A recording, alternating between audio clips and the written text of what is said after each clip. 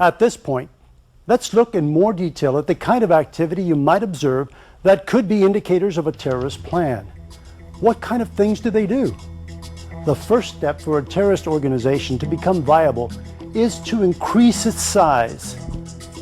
They do this by holding rallies, posting recruitment flyers, guiding visitors to their websites, and so on. Be on the lookout for suspicious documents that you find on your site. But keep in mind that freedom of speech and expression is guaranteed by the Constitution.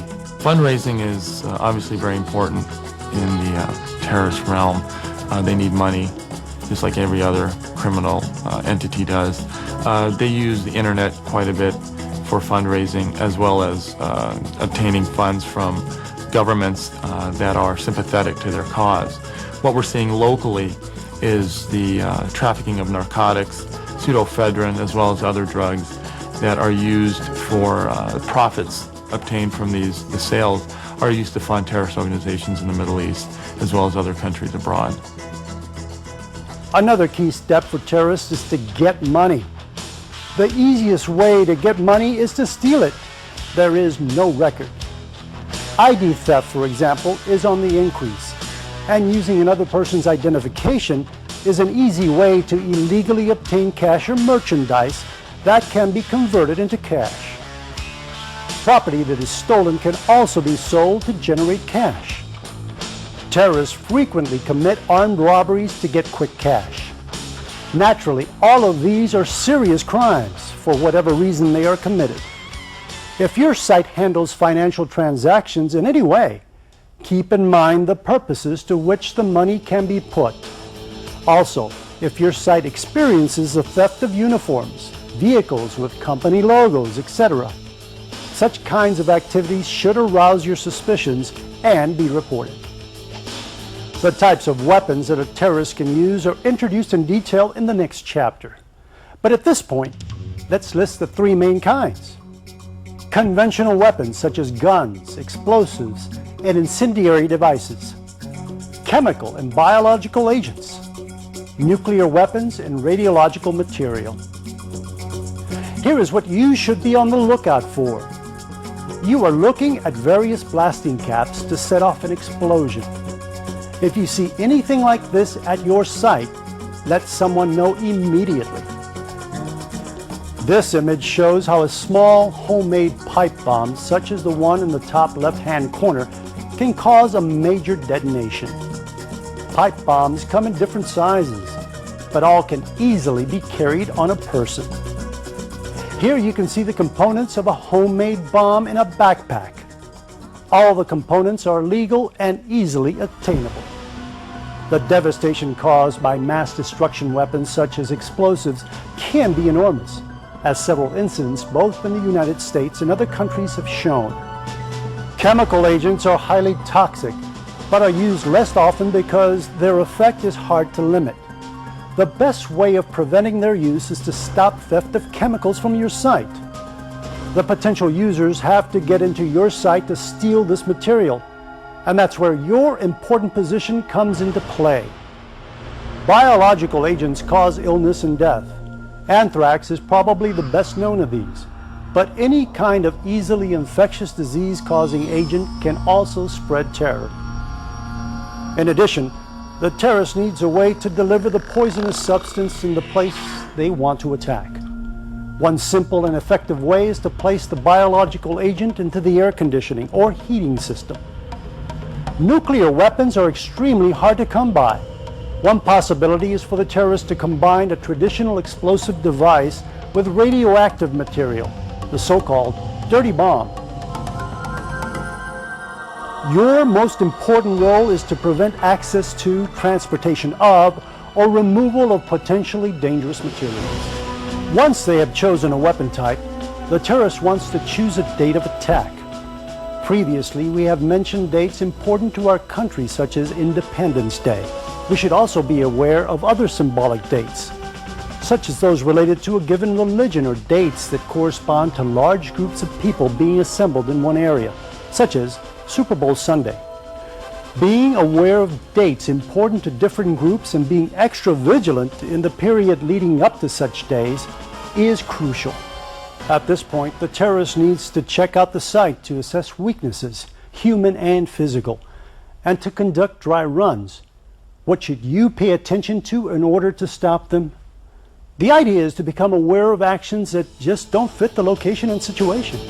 For example, is someone coming closer to a sensitive area than he or she has any valid reason to be?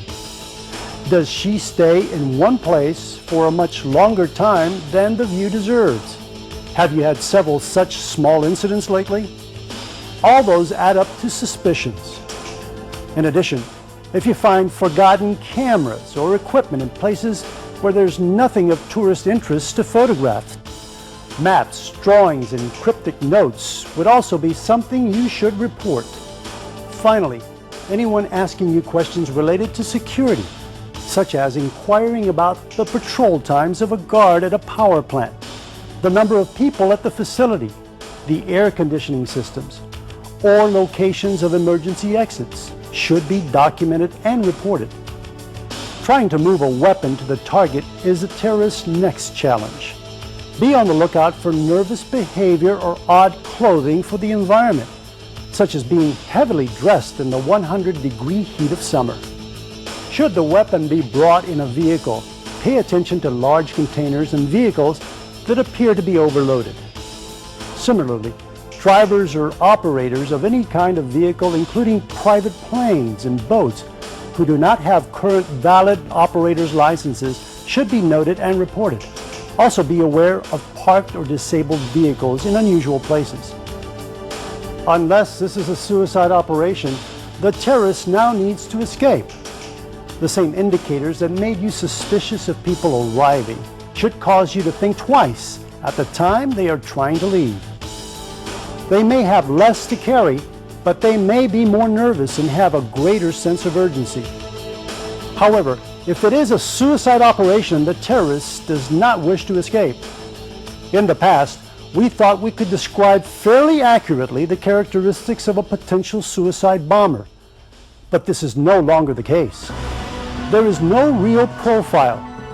Suicide bombs can be delivered by multiple means, such as vehicle bombs, boat bombs, airplanes used as weapons as we saw on September 11th, and a person with an explosive strapped to his or her body. Given that the terrorist does not want to escape, the pre-incident indicators are essentially the same as for non-suicide operations, with the possible extra stress of the knowledge of death leading to hesitancy, nervousness, or extra bulky clothing to conceal a device. All in all, the primary skill for you to develop is a sense for what doesn't fit in. Take a look at the scenario that follows, in which a police officer who makes a routine traffic stop decides that something doesn't seem right. These terrorist groups or extremist groups may attempt to obtain access to secure areas or secure environments to conduct their next operation. One of the ways they're going to do that is by wearing uniforms, wearing badges, or carrying credentials that allow them to infiltrate these secure areas and gain access to areas they normally wouldn't have access to, so they can blend in with their environment. These are things that we need to look for when we're out in the field.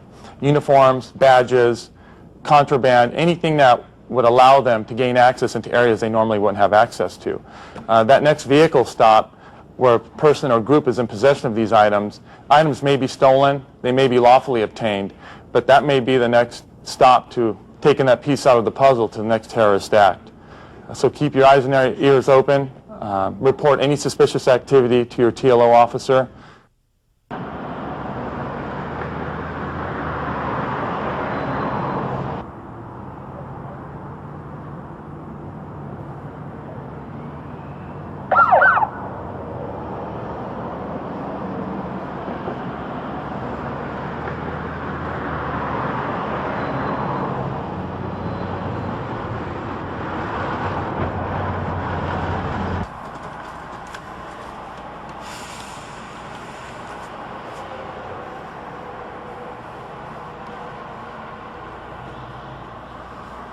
Good afternoon. Hi. I stopped you for failing to yield to a pedestrian. Oh, I didn't even see him. I'm sorry. Okay, do you have your driver's license and registration with you? Yes.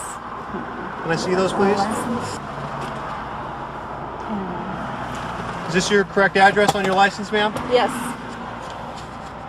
Is this car registered to you? Yes, it is. What year is it? It's 72, I think. Okay. Who do all these uniforms belong to? I don't know. Where are you taking them to? I don't know. Wherever I'm told to. Wherever who tells you? My employer. Wherever your employer tells you to take them? Who do you work for? I work for dry cleaners. You work for a dry cleaners? Yes. What's the name of the dry cleaners that you work for? It's a place around the corner, the 1 hour cleaners. 1 hour cleaners? Yes. Okay, just wait here. I'll be right back, okay? Okay.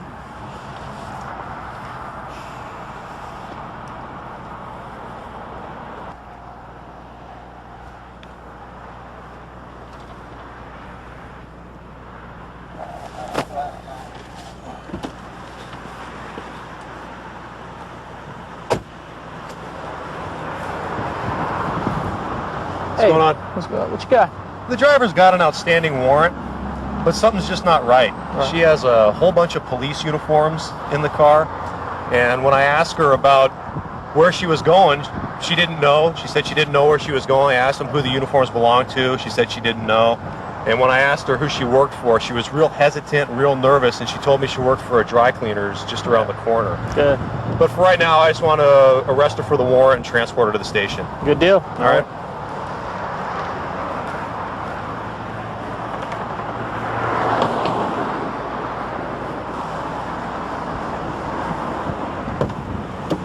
Okay, watch your hip.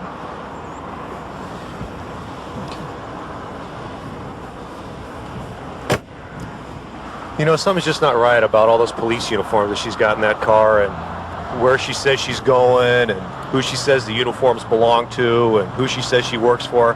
It's just not right. Did you notice those extremist stickers also? Yeah, you know, I did notice those. I think between all those uniforms in the car and her story and those extremist stickers, I think I'm going to notify Detective Tomasi, our TLO, see if he can respond out here, make him aware of the situation. Good deal. Motor 8 to River City. Can you contact Detective Tomasi and advise him to respond to my location, please? Unit Motor 8, 10-4. In this scenario, you saw the potential theft of police uniforms. Keep in mind, however, that other credentials are targets for theft, such as ID badges, key cards, and so on.